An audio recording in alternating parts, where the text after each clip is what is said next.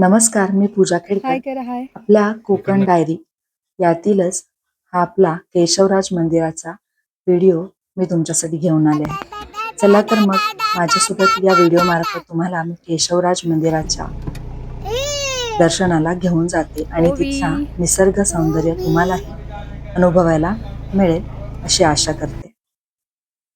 तर रत्नागिरी जिल्ह्यातील दापोली पासून जवळजवळ 7 किलोमीटर, साधारणपणे 7 किलोमीटरवर असलेले हे आसूद गाव आहे आणि या आसूद गावामध्येच डोंगरावर 5000 वर्षापासून जुने असलेले केशवराज मंदिर जे आहे ते या डोंगराच्या टेकडीवर वसलेले आहे. केशवराज मंदिर म्हणजेच विष्णूचे मंदिर आहे. असं म्हणतात की 5000 वर्षाहून अधिक काळ हे जुनं मंदिर आहे आणि काहींचं म्हणणं आहे की हे पांडवकालीन मंदिर आहे. असो, पण हे निसर्ग सौंदर्यानं वेढलेलं असं हे आसूद गाव आणि हे केशवराज मंदिर. तर केशवराज मंदिराच्या कमानीपासून आतमध्ये आल्यानंतर तुम्हाला तिथे गाडी पार्क करता येते. गाडी तुम्हाला पुढे घेऊन जाता येत नाही. तर जवळजवळ अर्धा पाऊण तास तुम्हाला चालत जाऊन केशवराज मंदिराकडे जाता येते. तर आम्ही साईडला गाडी पार्क केली आणि वरती चालत जायला लागलो. ॲक्च्युली खरं तर आम्ही थोडा रस्ता चुकलो असतो, पण एक जे स्थानिक काका होते ते आम्हाला भेटले आणि आम्ही वरच्या रोडनी चाललो होतो, तर आम्ही पुन्हा खालच्या रोडनी केशवराज मंदिराकडे जायला निघालो. तर तुम्ही सुद्धा गेलात तर वरती न जाता खालच्या पायवाटाने म्हणजेच गावातल्या रस्त्याने चालत तिकडे जाता येते. अशा पद्धतीने आम्ही सुद्धा मागे वळालो. इथे खूप सुंदर असं सुपारीचं जे घराच्या छपरावरती सुपारी वाळत घातलेलं होतं, खूप छान वाटत होतं आणि गावातल्या पायवाटेने आम्ही आता निघालो केशवराज मंदिराकडे.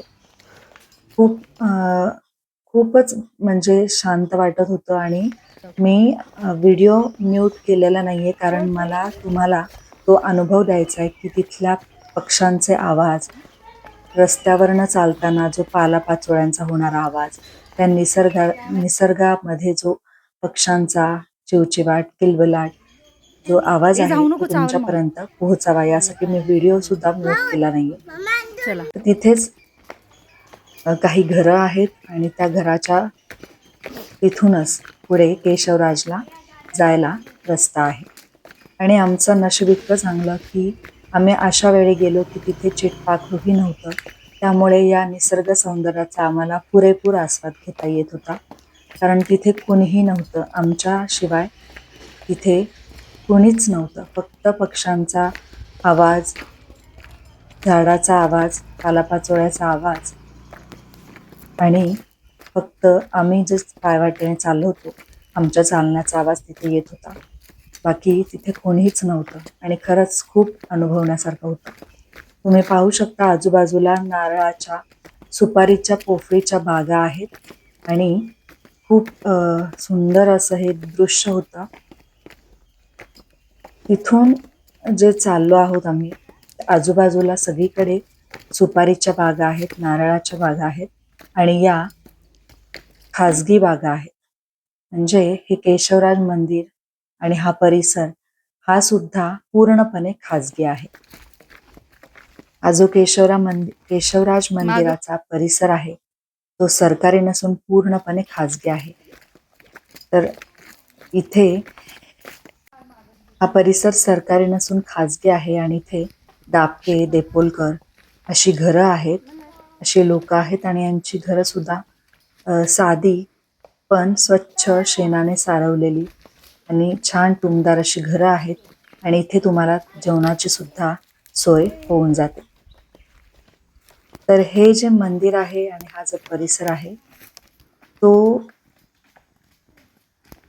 तुम्ही जर गारंबीचा बापू हा पिक्चर, हा चित्रपट जर पाहिला असेल तर त्याच्यामधलं जे चित्रीकरण आहे तिथल्या त्या चित्रपटात जो पूल दाखवला आहे, लाकडी पूल, ज्या बागा दाखवल्या आहेत ते संपूर्णपणे इथलं चित्रीकरण केलेलं आहे. ना स पेंडसे हे जे आपले गारंबीचा बापूचे लेखक आहेत, या कादंबरीचे लेखक आहेत. तर ही कादंबरी सुद्धा इथल्या निसर्ग सौंदर्याने भरलेली आहे.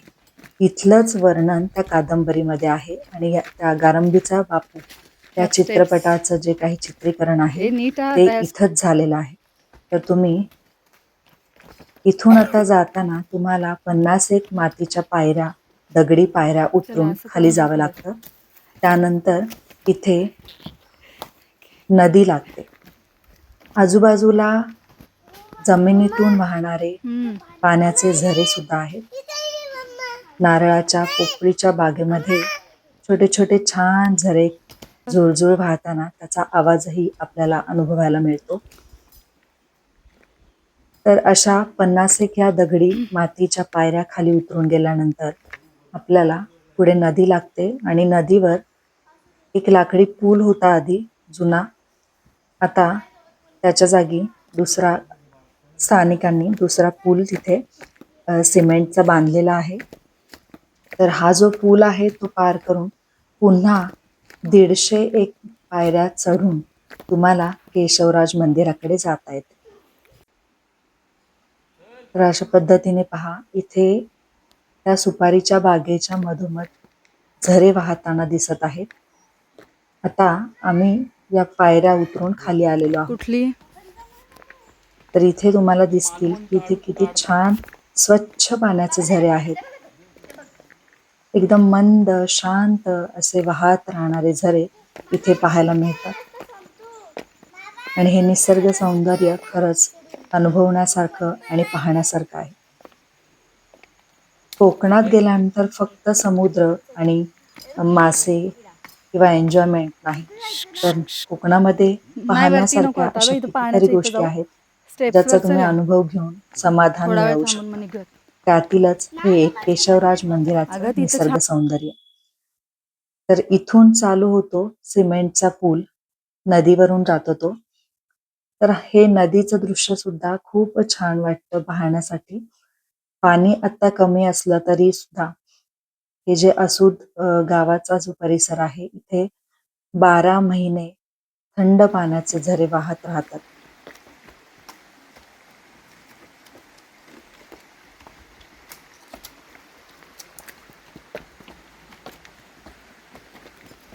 हा पूल ओलांडून आणखी पुढे जवळजवळ 150 पायऱ्या चढून वरती केशवराज मंदिराकडे जाता येते.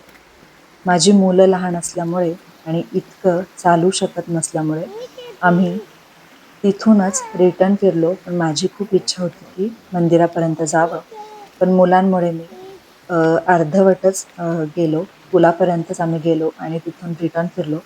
पण तुम्हाला मी त्या केशवराज मंदिराचा पूर्ण परिसर, तिथली केशवराजाची म्हणजेच विष्णूची मूर्ती, तिथला परिसर, तिथलं जे काही वातावरण आहे ते मी या व्हिडिओमध्ये तुम्हाला नक्कीच दाखवेन. तर पुढे आपण ते सुद्धा पाहूया. तर ह्या सगळ्या खाजगी बागा आहेत साईडने नदीच्या, पोफळीच्या, सुपारीच्या बागा आहेत आणि इथे खूप शांतता आहे. अगदी चिटपाखरूही नाही, फक्त इथल्या झाडाझुडपात असणारे जे छोटे छोटे पक्षी आहेत, किडे आहेत, त्यांचाच आवाज इथे घुमत राहतो. अशा पद्धतीने ही नदी आहे आणि इथे या पुलाऐवजी आधी इथे लाकडी पूल होता. तर गारंबीचा बापू या चित्रपटात सुद्धा या पुलाचा उल्लेख, त्या पुलाचं चित्रीकरण केलेलं आहे. तुम्ही पाहू शकता. आता इथे त्या जागी फक्त सिमेंटचा पूल बांधलेला आहे आणि या ज्या पायऱ्या दिसत आहेत या पायऱ्या जवळ 150 पायऱ्या चढून वरती आपण केशवराज मंदिराकडे जाऊ शकतो. खाली आहे. या पायऱ्या चढून गेल्यानंतर टुमदार असे दगडी केशवराजाचे मंदिर सुद्धा आहे. तर हा जो झरा आहे तो तुम्ही पाहू शकता किती स्वच्छ आणि नितळ असं ह्याचं पाणी आहे. थंडगार पाणी या झऱ्यातून वाहत होतं.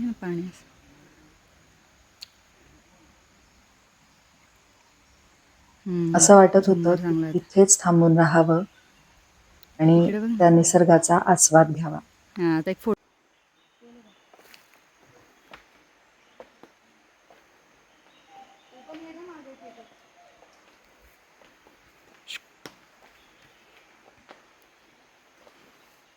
थोडंसं थांबून आम्ही इथे फोटो काढले. थोडा वेळ बसलो या पायऱ्यांवरती आणि मग आम्ही तिथून निघालो. पुढे मी तुम्हाला केशवराज मंदिराचा परिसर, केशवराजाचे दर्शनही या व्हिडिओमध्ये घडवणार आहे.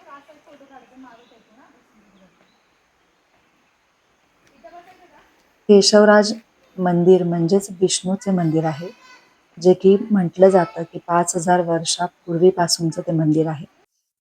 तर अशा पद्धतीने हा मंदिराचा परिसर आहे आणि लाकडी छान असा लाकडी मंडप आहे बाहेर आणि आतमध्ये राजाची दगडी मूर्ती आहे.